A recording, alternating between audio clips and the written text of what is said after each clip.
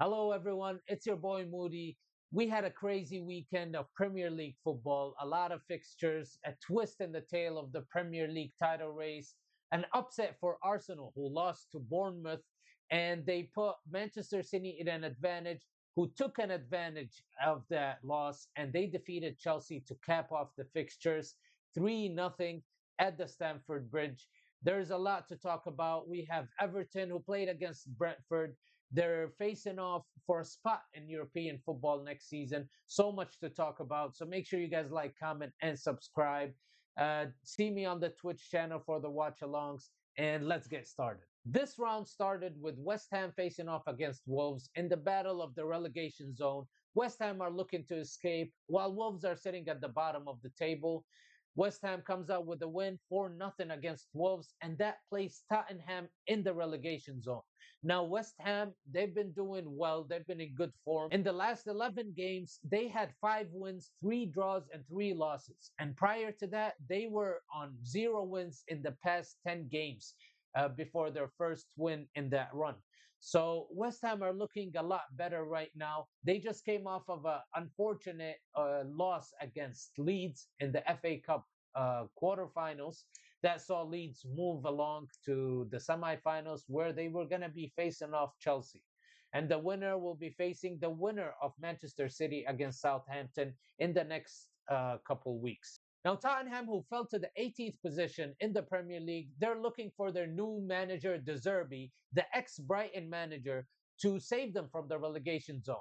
And this game, they played pretty well against Sunderland, who is one of the good teams sitting in 12th place in the Premier League. They were at one point second place in the Premier League. They're a very well structured, good team.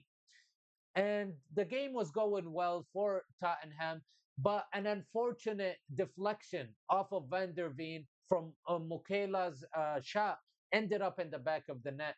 And Sunderland were able to keep the score. Now, I don't think that was a fair score for Tottenham. They had 7 shots on target. The man of the match was Sunderland's keeper.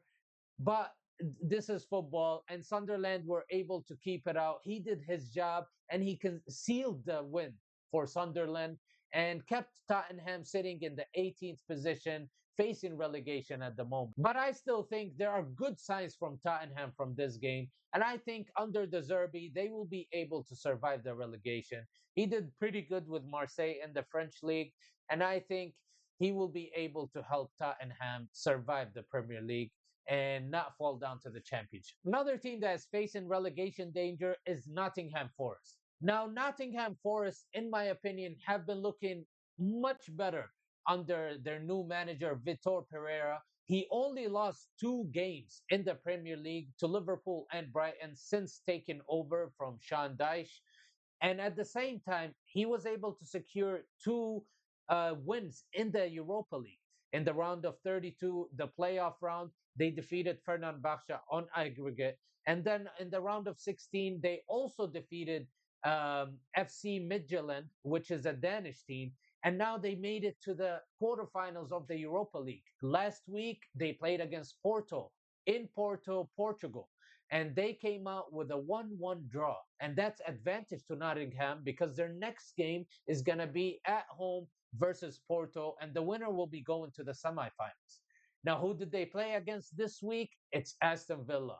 Aston Villa is the side that they will be facing in Europa League if both teams go through. And Aston Villa came off a 3-1 win against Bologna in the Europa League. So Aston Villa is doing well in the Europa League as well as the Premier League, where they are sitting fourth place. Now, even though Nottingham is sitting 15th in the Premier League table and Aston Villa is in fourth position, they had a good battle in this game. Now, this was a game of 2 halves. You had Nottingham Forest, who did great in the first half. They scored the first goal, and then it was an unfortunate mistake by defender Moriello, the Brazilian defender, who scored an own goal in his net, and that tied it up for Aston Villa. So it was 1-1 at the end of the first half, and the second half, it was all Aston Villa. Aston Villa were dominant. They had the best chances, but they couldn't come out with a score. And Nottingham Forest held it down to a 1-1 draw. which was a fair draw for both teams considering the way the game was going on. Now, after this draw, Nottingham Forest managed to stay in 16th position, 3 points above the relegation zone, while Aston Villa, instead of passing Manchester United with a win, they were tied in points with them, sitting in fourth place, and they made it a 3 point gap between them and Liverpool, who are chasing them right behind in fifth place. Now, speaking about Liverpool, Liverpool came out of an embarrassing loss to PSG. Yes, it was a 2-0 loss to PSG, but the gameplay tells a completely different story. PSG dominated Liverpool, held them down to 0 shots on target the entire 90 minutes. So Liverpool needed to make a statement when they're playing at the Anfield. The visiting team, Fulham, they're chasing a European competition spot. 5 teams from the Premier League will be participating in European football, specifically the Champions League next season, and the sixth place team will be playing in the Europa League. Liverpool played a great game at the Anfield. Rio, who started for Liverpool, did exceptionally well with the dribbling, creating chances. He was really, really good, scored a very nice goal after making some dribbles against the defender, shaking him and making him unbalanced. Used the other defender to curve the ball to the far side. It was a very nice goal. And the second goal came through Salah from a Gakpo assist. It was a one-time touch to the far corner with his left foot. He managed to score after not playing a single minute against PSG. I don't understand why Arne Slot would do that, since he created a lot of chances for Liverpool. Every time he's on the field for Liverpool, Salah is dangerous. He's a threat for the team. But he announced his departure, and this is the first game he played at the Anfield since announcing his departure from the club. Other than Wolves, another team that will possibly be departing the Premier League next season is Burnley. Burnley are sitting 19th in the table. It doesn't look like they have chances of surviving the relegation zone. They faced off against Brighton. Brighton is sitting mid-table. A good team.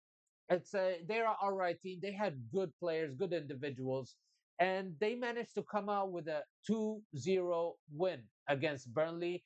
Wyfer scored 2 goals. It's his first 2 goals this campaign for Brighton. Another battle in the mid-table of the Premier League was between Crystal Palace and Newcastle. Now, both teams, you don't expect them to be in the mid-table, because one team was playing well in the Champions League. Newcastle made it to the round of 16. They got knocked out by Barcelona in an 8-3 aggregate.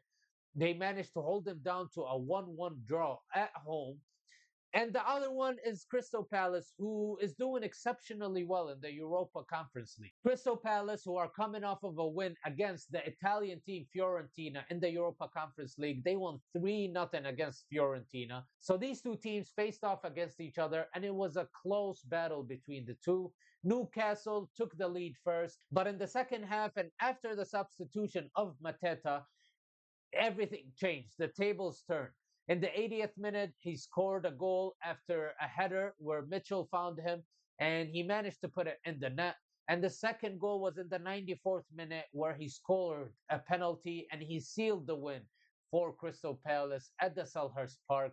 And a great win for them at the home stadium. Now they're going to be looking to face off against Fiorentina in the second leg and secure their spot in the semifinals, where most likely they'll be facing Shakhtar, who also are up 3-0 in the first leg. Another close game between two of the most surprising teams in the Premier League, Brentford and Everton. Now, Brentford, they did not miss selling Mbomo to Manchester United and Wisa to Newcastle, because they have the Brazilian Igor Thiago. Igor Thiago, who just got his first call up to the Brazilian national team over the international break. He managed to be the first Brazilian to score 20 plus goals in the Premier League.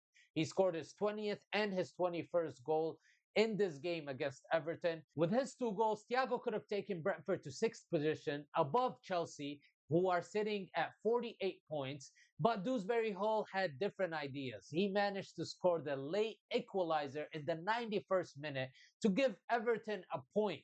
And they are both now sitting at 47 points 1 point behind Chelsea. Brentford is sitting in seventh position, and Everton is at eighth, even though they have same points because Brentford has a 2 goal differential over Everton. So it's going to be a close call between these two.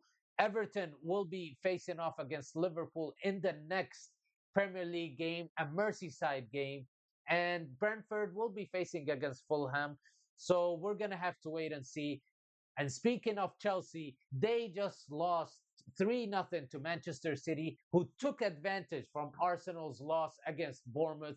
I have videos on both games, Arsenal and Bournemouth, and Manchester City and Chelsea. So make sure you guys check those out. Incredible week of football in the Premier League. And to cap this round off, Manchester United will be facing off against Leeds. Leeds, who managed to make it to the semi-finals of the FA Cup and will be facing off against Chelsea. Tomorrow, we're going to be watching the game between Manchester United and Leeds. So catch me on Twitch and make sure you guys like, comment, and subscribe. Thank you so much for watching, and peace out.